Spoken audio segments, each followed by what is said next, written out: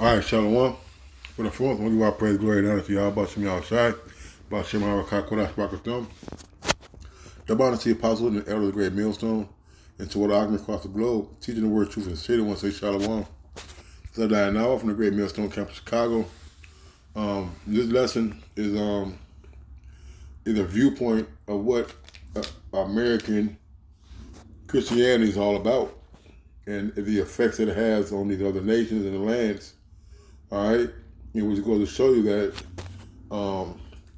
America is the whore. All right, Babylon. Okay, this place that we're living in is a place of idolatry and wickedness. And this is a 4-minute and 27-second interview by Sky News Australia. It's called, and then it's a good channel to subscribe to. It says everything we like in Western civilization comes from Christianity. All right, and it does, and it goes to show you that Christianity can't be the truth. It can't be the way, because the way it's spread, all right, is not in accordance to Yahweh Yahushai. All right, nor the fruits that they have produced are the same tree of Yahweh Yahushai. All right, and this guy gives excellent points. He makes an excellent gives excellent understanding. All right, and I'm gonna let the whole video play. All right, if I get a strike, then so be it. It's worth it. It's always worth it to get a strike, putting out this work. So, Lord, what is lesson edifying? I'm gonna play and remind him. I'm gonna play it through. Joining me now is foreign editor at The Australian and the author of the new book, Christians, the Urgent Case for Jesus in Our World, Greg Sheridan. Greg, welcome to the program. Great to be with you, Chris. It's true, isn't it? Merry Christmas is not universally said or exchanged anymore, and it's such a pity. Well, you're absolutely right, Chris, and this certainly is an issue I explore in the book Christians, the way our culture is turning its back on its Christianity and its Christian roots. What provoked a column of mine in the paper today was the European Commission, the body of the European Union, came up with a guide on inclusive language, and it forbade its officials from mentioning Christmas. It said, you mustn't say the Christmas time can be stressful, and you must say the holiday period can be stressful. And it seems a trivial thing in a way, but you're not allowed to use, they said, don't use Christian names, don't use obviously Western Christian names if you're talking, generally about the public. Don't say John and Mary, use generic names like Malika and Julio or something. And the European Union is hostile to and ashamed of Europe's Christian roots. And I think this is a debilitating weakness for Western culture and a tragedy, because a whole generation of Western kids are growing up without any knowledge of Christianity. So, I presume that we're becoming more secular. I get that, even in Europe. But despite that, why do we have to throw out our history? Why do we have to be ashamed of our past and our culture? Because that's what they're doing. That's right, Chris. So Western civilization as we know it is completely a child of Christianity. Now, Christianity, again, as I explore in this book, Christians, is a universal religion. It's open to everyone. Majority of Christians today are not Westerners. But it is also the case that everything we like in Western civilization comes not from a rejection of Christianity, but from Christianity. So the idea of universal human rights. You've got St. Paul's famous statement of universalism: there is neither Jew nor Greek, slave nor free, male nor female, you are all one in Christ Jesus. It's Christianity that introduced universalism into human civilization. It all came from Christianity, and now the official culture has become so hostile to Christianity that it's no longer honoured, it's no longer mentioned, and it's whited out of popular culture. I have a big chapter on popular culture in this book. Ask yourself, how many TV dramas or sitcoms do you ever see with a sympathetic Christian in it? And even in Australia, at the last census, we were still slightly more than half people in Australia are professing Christians. We certainly don't get half the airtime or half the characters in sitcoms or half the space on TV or anything like that. So is it overstating it to say that the West can't survive if Christianity falls? Well, Chris, that's a melancholy conclusion which I've come to. So we are now in a pretty mortal competition with very vigorous, self-confident cultures, China, Russia and Iran. In many ways, their societies, their economies and so on are more primitive than Western societies, but they're very self-confident. And in my column in The Australian today, I contrast the recruitment ads for Chinese and Russian army recruits as opposed to the new American ads, which are all about, woke social liberalism. A little girl with two mothers, God bless her for having two mothers, but the whole ad is about shattering stereotypes and personal fulfillment. It's got nothing to do with fighting for your country or anything like that. Now, getting back to your main question, I believe that if our culture has no self-confidence and no self-belief, if it doesn't believe in itself, it will find it almost impossible to do two things: to mediate its internal conflicts and to deal with very aggressive other cultures which are full of self-confidence and full of self-belief. So I do think there is a big question mark: can the West survive without Christianity? If you don't have control of your finances, you don't. All right, you heard it. All right. Let me write this down real quick. Another note.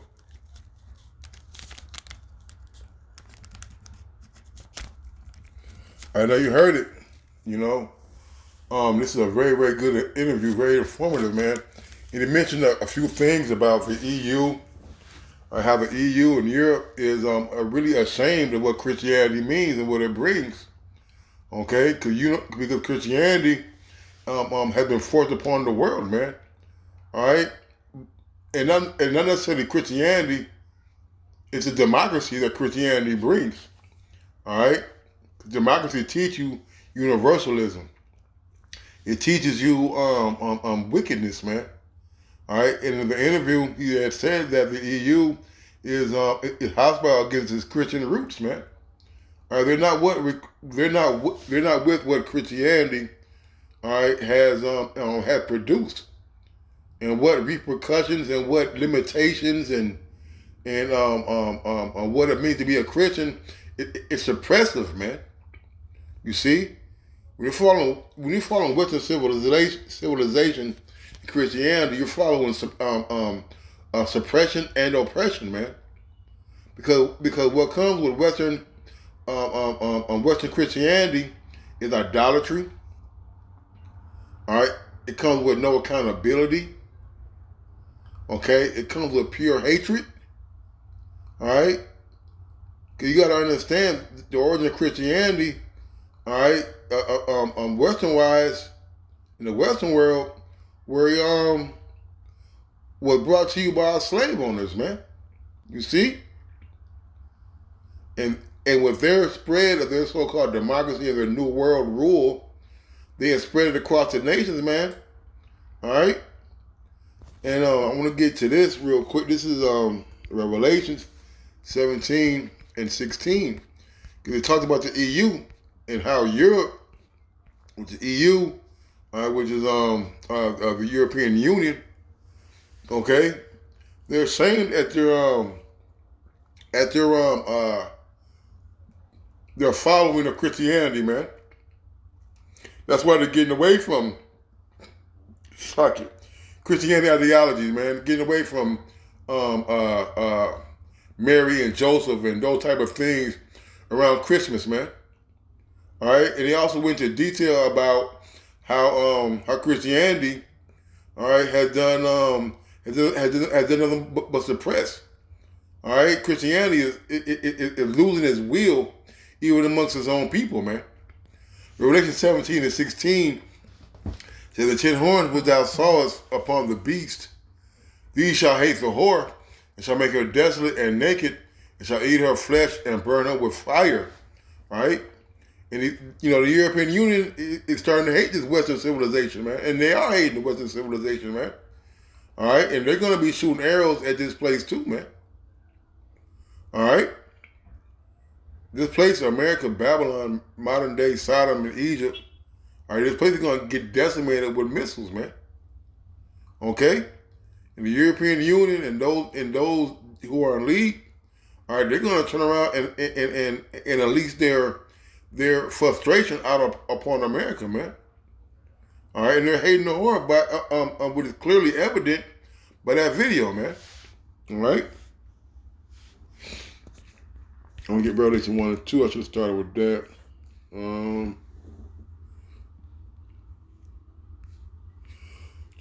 This is I should have started with this. So Revelation 17:1. And there came one of the seven angels, which had the seven vials, and talked with me, saying unto me, Come hither, I will show unto thee the judgment of the great whore that sitteth upon many waters, with whom the kings of the earth have committed fornication, and the inhabitants of the earth have been made drunk with the wine of her fornication, man. All right, and that main wine is Christianity, man. All right, a teaching of no accountability, a teaching of hiding the true doctrine and the true teaching of Yahweh Shemiyah Shai, man. You see, Christianity hasn't made the word universal. Hey, you could be a Muslim and be a Christian. And you know why? Because the democratic policies that they have in that land makes them Christian, man. You see, if you're in league with Esau Edom, all right, hey, you're in league with Christianity, man. You're in league with universalism, man. All right, as long as you follow me, you can do whatever you want. And that's what he means by making it universal. Even though Arabs are universal, they're in league with Esau, man. All right, because they got to conduct business the way America conducts business. Hey, but the tables are being turned right now, man. You see, the other nations who have been so long in league with you, doing the thing that you say, hey, it's profitable nothing, man.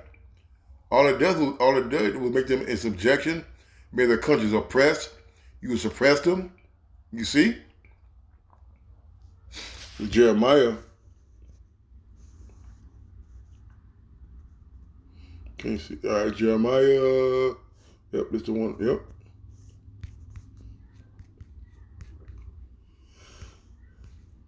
Jeremiah 51:7. Babylon had been a golden cup in the Lord's hand. They made all the earth drunken. That nations have drunken of her wine. Therefore, the nations are mad. You see, and they're so angry that they're getting away of not saying Christmas anymore, or Happy Holidays, or Merry Christmas, man. You see, they're getting away from the westernized the westernized way of living and the way of thinking and the way of conducting their own business according to their own nation, man. You see, they're trying to disassociate themselves, okay, with America, man. All right, and you're starting to see that by this interview, man. All right. Habakkuk 2 and 5, it says, yea, also because he transgresseth by wine, he is a proud man, neither keepeth at home, who enlargeth his desire as hell, and is as death, and cannot be satisfied, but gathereth to him all nations, heapeth to him all people. You see? And the wine that he has got himself drunken with is Christianity. You see, it's with democracy. It's with universalism. You see, the thing that he thought we had to keep the world in bondage is no longer working.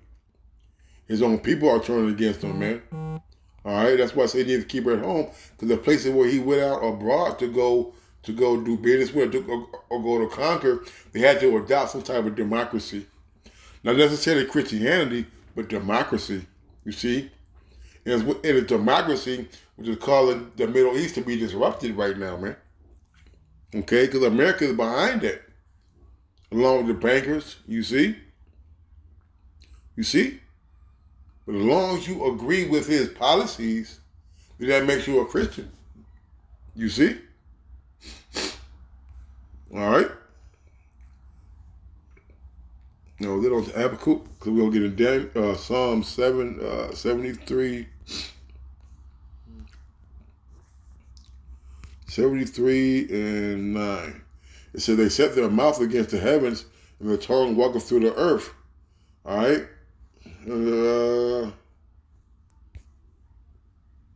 Damn.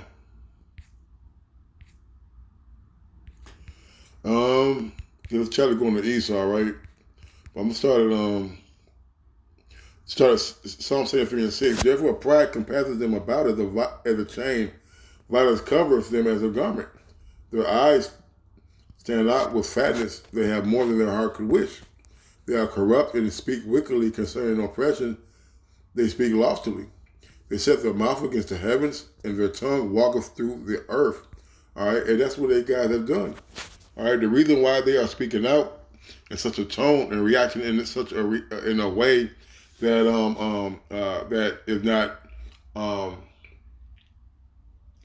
that is not what we're used to seeing these other countries react to America. Okay, all right, you're seeing them getting their balls back, man, so to speak. All right. Because now it says that they set their mouth against the heavens and their tongue walking through the earth. See, that's their craft and their policies, man. That's part of their craft and their policies, man. You see, that's part of their indoctrination of these other nations. You see? And in order to do business with America, you got to be like America in some kind of way. You see? And that's how they get the other nations to be in league with them, man. All right, their tongue, and we're gonna get into that in these other scriptures. It's Daniel 8:25.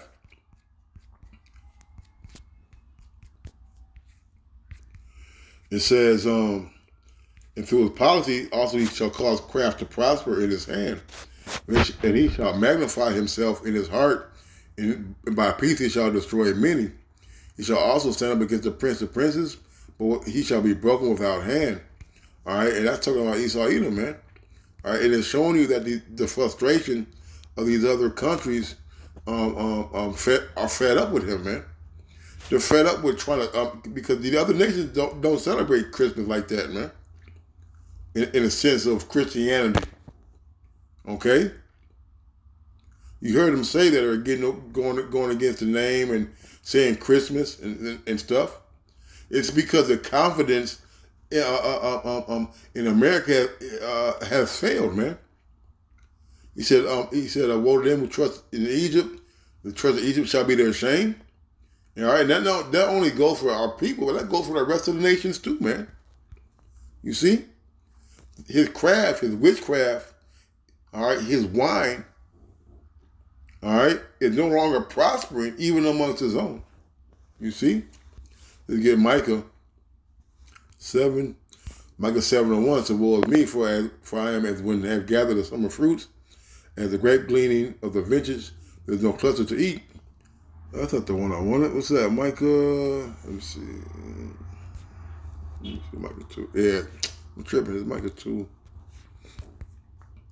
Micah 2:1, it said, woe to them that devise iniquity and work evil upon their beds, when the morning is light, they practice it, because it is in the power of their hand. And they cover fields and take them by violence, and houses, take them away, so they oppress a man in his house, even a man in his heritage. Right, man. All right, and it's the power of America, all right, to put these other nations in such a predicament to where they got to submit, man, or be in subjection, or be alienated and receive no help, or receive no money. You see? Verse 2, and they cover fields and take them by violence. See, violence is the way Christianity has spread. You see? Violence is the way that this Western civilization has conquered the world through its philosophies, man. You see? To the point to where these nations are getting back to what they really believe in, to what they want to do. You see? You see all these nations have their own beef and grievance with America, man. Because they're tired of being into subjection, suppression, and oppression, all right, under these Edomites, man. Because these Edomites are the rulers of the earth right now, man. And their job is to oppress a man in his house, even a man in his heritage. See, even Western civilization has gone to Europe, when they had the EU, but even they have they are the head of that table. You see, America is at the head of all these tables, these summits, these meetings. America is at the head, man. And what he decides to do, that's what's going to be taken out and applied to the other nations, man, and their allies and those who do business with them. All right? Isaiah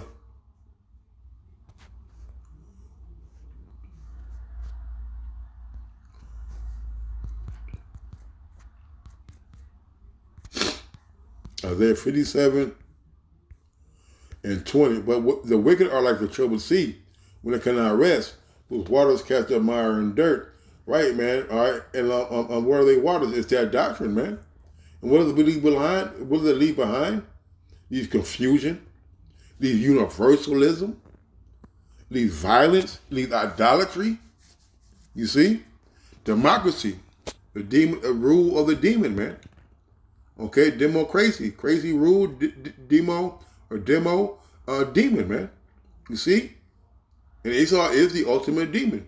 And what has he done? He has spread his lies, his doctrine, his science falsely called across his land. And these nations drunk it. All right, these nations drunk it. All right, and the result of that is confusion, is hatred. It's do as thou wilt. And these other nations have seen by drinking that juice that it profited their people nothing but wickedness. These lands who have been in league with Esau, their lands are in a state of confusion. It's in a state of unrest, unbalanced. You see? And that's what Esau's philosophy and his water, which is his doctrine, and that's what it creates. I'm going to end it on this. Is Joel 3 and 10. Joel 3 and 10. He said, beat your plowshares into swords and your pruning hooks into spears. Let the weak say I'm strong, and that's what they're saying now. All right, the EU, you talk about the EU as a whole. All right? The EU as a whole are saying, hey, look, man, we're getting away from this Christmas, this Christianity, this universalism. All right? And that's a big deal, man. You see? The other nations are tired of being drunk. They're tired of following in the footsteps and following your example when the example for them has done nothing but creates unrest in their lands, man. You see? So that one's they call halal, Yahweh Shai, the honor to the apostles and the elders of Great Millstone. Till next time, Shalom and Abba Ba.